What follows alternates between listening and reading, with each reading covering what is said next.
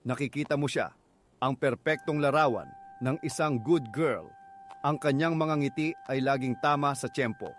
Ang kanyang mga salita, laging malumanay. Para siyang isang manika na gawa sa porselana. Maingat, binasag. At maingat na pinagdugtong-dugtong muli. Pinagmamasdan mo siya habang siya'y kumikilos. Bawat galaw, kalkulado. Bawat paghinga, kontrolado. Walang bahid ng pagkakamali. Nakangiti siya sa'yo. Pero kung titingnan mong mabuti, ang nangiting iyon ay hindi umaabot sa kanyang mga mata. Sa likod ng mga matang iyon, mayroong isang bagyo. Isang kagubatan ng mga sigaw na hindi mo maririnig. Isang bilangguan ng tunay niyang pagkatao. Tinatawag itong good girl mask. Isang perpektong depensa. Isang perpektong kasinungalingan. Hindi ito pinili. Ito ay isinuot sa kanya. Binuo mula sa mga piraso ng takot, pag-iwas at desperadong pangangailangan na matanggap.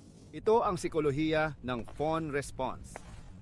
Ang ikaapat na trauma response, bukod sa fight, flight at freeze. Kapag ang panganib ay hindi matatakasan o malalabanan, natututunan ng isang tao na pasayahin ang nagbabanta, maging kaaya-aya, maging sunod-sunuran. Ang layunin, kaligtasan.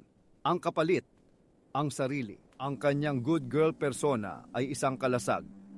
Ang bawat oo, ang bawat pagtango, ang bawat pagpaparaya ay isang paraan para maiwasan ang sakit. Ngunit ang kalasag na ito ay isa ring kulungan. Habang pinoprotektahan siya nito mula sa labas, unti-unti nitong sinasakal ang nasa loob. Isipin mo si Elara. Lumaki siya sa isang tahanan kung saan ang pagmamahal ay may kondisyon. Ang katahimikan ay gantimpala. Ang galit ay kasalanan. Kaya natutunan niyang putulin ang mga bahagi ng kanyang sarili. Ang kanyang mga pangarap isinilid sa isang baul. Ang kanyang galit ibinaon sa ilalim ng hardin. Naging perpekto siya. Isang obra maestra ng pagsunod. At iyon ang minahal sa kanya ni Leo. Hindi niya minahal si Elara. Minahal niya ang katahimikan ni Elara. Ang kawalan ng reklamo. Ang ideya ng isang babaeng walang sariling kagustuhan. Araw-araw, pinapatibay niya ang maskara. Okay lang ako. Huwag mo akong alalahanin kung anong gusto mo. Ang bawat salitang ito ay isang pako sa kabaong ng kanyang tunay na pagkatao. At si Leo, ang martilyo. Hanggang isang gabi na parang lahat ng iba pa. Malamig, tahimik, puno ng mga hindi sinasabi. Nag-uusap sila tungkol sa isang maliit na pangarap ni Elara. Isang maliit na hardin na gusto niyang itayo sa likod bahay. Isang maliit na piraso ng mundo na matatawag niyang sa kanya. Tiningnan siya ni Leo. Walang galit, walang emosyon.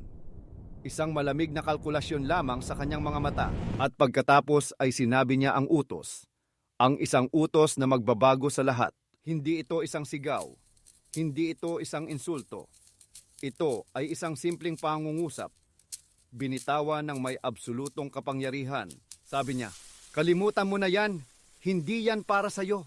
Sa sandaling iyon, may nabasag sa loob ni Elara. Hindi ang kanyang puso, kundi ang kanyang kulungan. Ito ang katotohanan. Ang good girl mask ay nangangailangan ng gasolina. Ang gasolinang iyon ay pag-asa. Pag-asa na kung susunod siya, mamahalin siya. Kung magpaparaya siya, magiging payapa ang lahat. Ang utos ni Leo ay hindi lang isang pagbabawal. Ito ay isang deklarasyon. Isang pag-amin na kahit gaano pa siya sumunod, hindi siya kailanman magiging sapat. Walang gantimpala sa dulo ng pagsasakripisyo. Nawala na ng saysay ang maskara. Kung ang pagsunod ay hindi rin magbibigay ng kaligtasan o pagmamahal, para saan pa ito? Dahan-dahan, itinaas ni Elara ang kanyang tingin mula sa plato. Sa unang pagkakataon, tiningnan niya si Leo. Totoong tingin. Wala nang takot. Wala nang pag-aalinlangan.